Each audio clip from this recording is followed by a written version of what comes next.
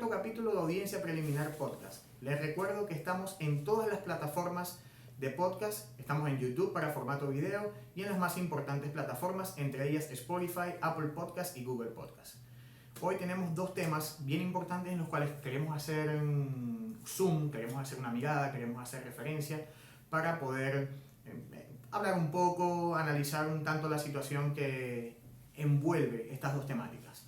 La primera de ellas, el caso Petare, un caso que en lo particular siempre me generó una inquietud. Siempre vi esta población como ante los ojos de todos estigmatizada.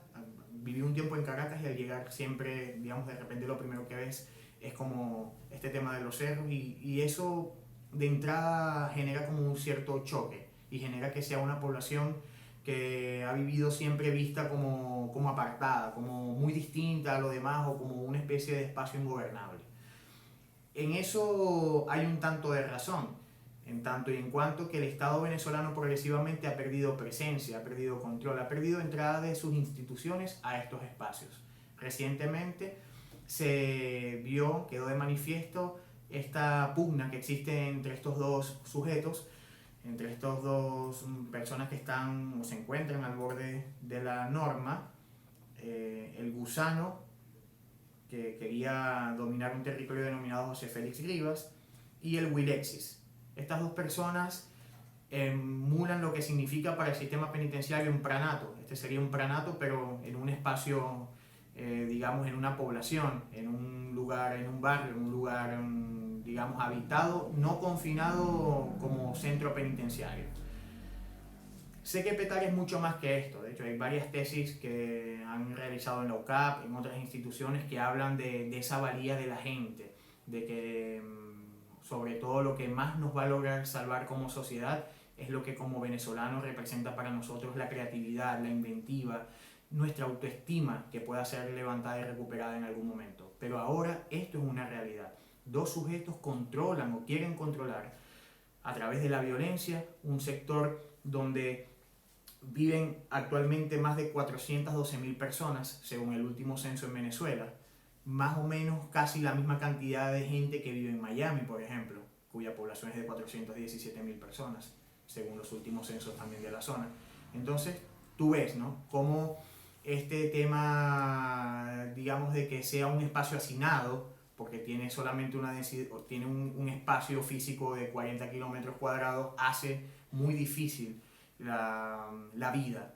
Y por lo tanto sabemos que desde el año 2002 en adelante se ha venido perdiendo progresivamente la capacidad institucional y estos son lugares olvidados a su suerte, dejados a la buena de Dios prácticamente, y lo que ha ocasionado es que una serie de delincuentes se hagan con estos espacios. Entonces, de verdad que hay mucho por hacer, sobre todo es un tema para reflexionar ampliamente. De verdad que acá tenemos el tiempo un poco medido, pero sí es importante pensar por qué el Estado abandona estos lugares, por qué la gente es dejada a manos de la violencia, cómo es posible vivir así. Comienza a darse esta cultura de la violencia repetida, la violencia que va escalando, la violencia como forma de vida, y allí la creatividad, la inventiva, las ganas de salir adelante, el proyecto de vida son dejados en un segundo, tercer y hasta cuarto plano cuando no hay cómo comer, cuando no hay cómo resolver cuestiones básicas y cuando son estas personas, estos referentes, los que quieren guiar y los que quieren llevar adelante cómo es la dinámica de vida en estos espacios.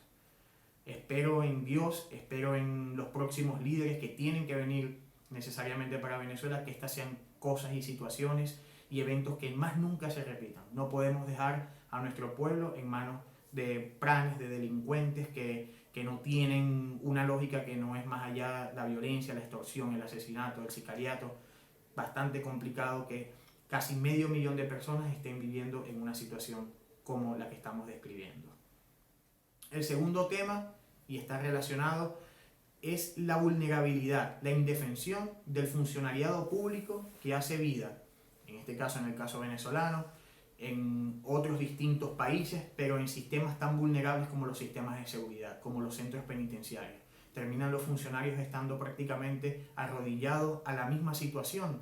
No cuentan con elementos que les ayuden a mantener su integridad, son dejados prácticamente a lo que pueda suceder en estos lugares. Hemos estado revisando muchas noticias, muchos reportajes de la BBC, de otros periódicos, de otros medios de comunicación, donde tratan el tema, o en los cuales tratan el tema de la reciente y creciente conflictividad en los centros penitenciarios, como al margen de estos enfrentamientos quedan los funcionarios que no cuentan con chalecos antibalas, que no cuentan con lugares de resguardo, que no cuentan con apoyo inclusive psicológico para poder abordar estas situaciones de estrés que se están haciendo cada vez más repetidas por la misma crisis mundial, global que estamos viviendo con el tema de la pandemia o del coronavirus.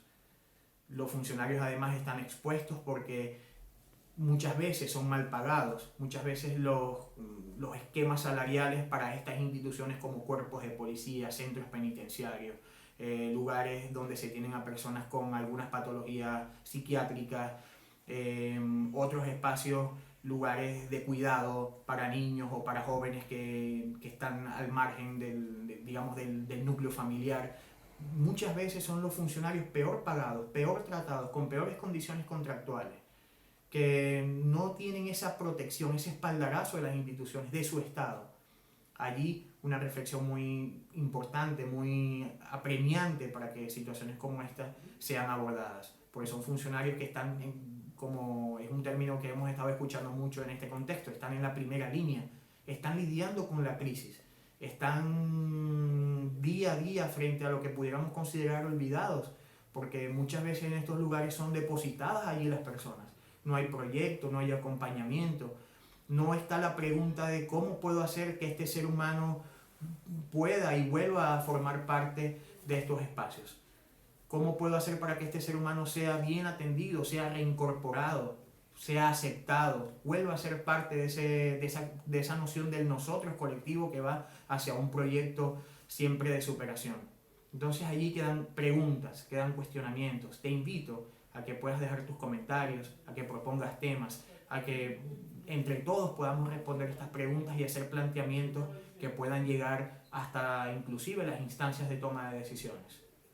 Hasta aquí esta cuarta entrega de Audiencia Preliminar Podcast. Los invito a suscribirse, a comentar. Estamos en YouTube, estamos en Spotify, estamos en Apple Podcast, en Google Podcast, y les agradezco todo el apoyo que hemos recibido, los suscriptores que hoy tenemos, que hace varias semanas no teníamos ni siquiera un suscriptor. Hoy hemos ido avanzando, está la cuenta de Instagram, visiten por allí también, y bueno, nos vemos en una próxima oportunidad. Muchas gracias.